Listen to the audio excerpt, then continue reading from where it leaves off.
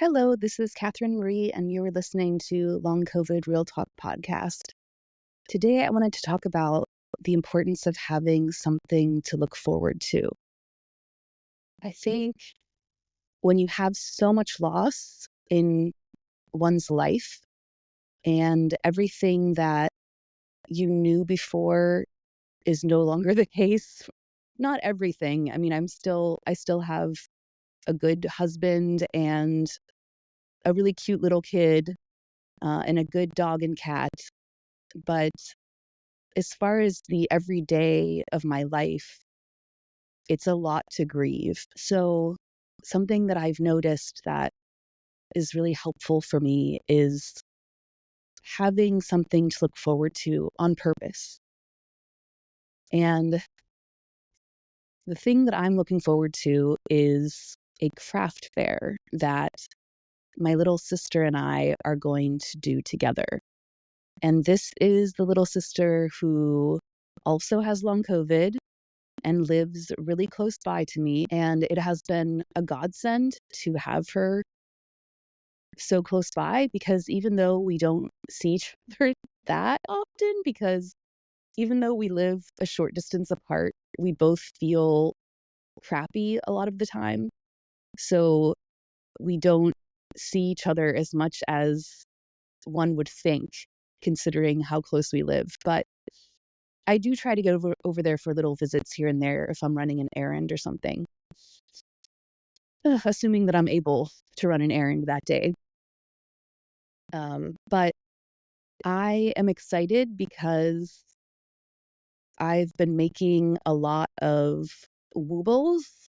And woobles, in case you did not already know this, they are little crochet animals, and it's a company called the Woobles, and they make these little crochet kits that are pretty expensive, but they are one of the things that have kept me going. And it's when you're stuck in bed or on the couch and you are not sleeping, but you can't do much else, and listening to something is too much, or watching TV is too much, or you just need some time for your brain to function, I guess. Woobling or crocheting is a really good way to do that, at least for me. So I made these little things called, I think they're called fidgets, like fidget worms, and they're really easy to make. They take me less than half an hour to make each one, and they're really cute. There's a little spot for your finger, like your thumb, to put your thumb in, and then there's a little swirly tail that is really fun that you can pull on. And I don't know if I'm doing it justice with my description, but it's a really cute thing that I think will be hopefully a hot item at the craft sale. And my little sister is really excited as well, and it makes me happy to see her excited. And she has business cards that have been made for her Etsy shop, and I think she's making a um, a tablecloth or something for her Etsy shop. So all the things that we sell at the craft fair, we will then be selling on in her Etsy shop as well. So I'm pretty excited about that. I've been really grateful that my husband spent a lot of the last weekend with my daughter and let me sleep a lot this weekend. It allowed me to have dinner with our friends one night, and it was really great to see them. And it's great. If you have long COVID, you understand this completely, that you can sleep and rest for days and hours before an event and days and hours after an event. But then during the event, you can feel relatively normal. And that is how I felt at the dinner. And it was great. It felt really good. The downside of that is that then I immediately start thinking, oh, I can go back to work now.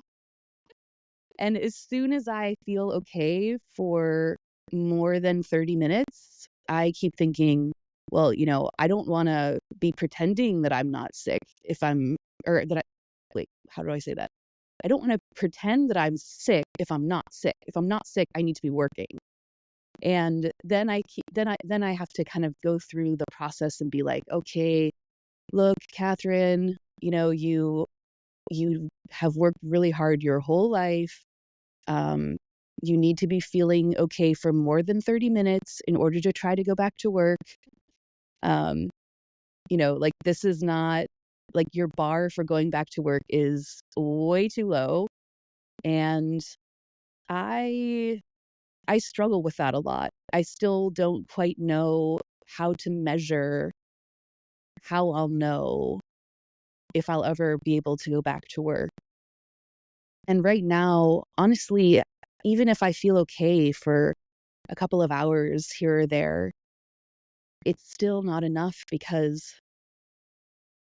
of the amount of time that it takes beforehand to prepare and the amount of time that it takes afterward to recover from anything that I want to do. It's so frustrating because all I want to do is be a normal person again.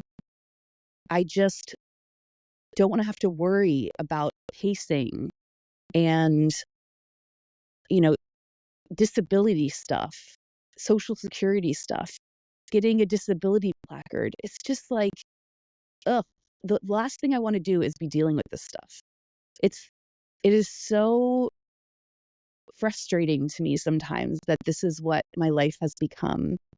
But I keep trying to think that even though I am disabled and even though I have so much less that I can do than I used to be able to do, that it doesn't make me any less of a person or any less important. I keep trying to tell myself that it is not a measure of my worth as to how productive I can be. This is something that I struggled with, especially when I was able-bodied. I felt like my worth was based on my productivity. And now that I have this, now that I'm disabled, it is this lesson that keeps smacking me in the face over and over because I can't do stuff. I can't be productive in the way that I thought that I could before. So now it's like, okay, well, how do I measure my worth then? How do I, like, why should my family love me? Because I can't do anything for them, So I think that those are, if you're struggling with something like that, I mean, I think it's a pretty universal struggle. And if you happen to be listening to this podcast and you are able-bodied, great, fantastic, good for you. And I bet you're still struggling with the same thing because I was before I had long COVID. Okay. My hand is starting to shake, so I'm going to wrap it up there. But thank you for listening and hang in there. You are worth everything in the world, and you don't have to do a thing to deserve it. You already are deserving, and you already have all the worth without having to do anything to earn it. Okay, take care. We'll talk again soon.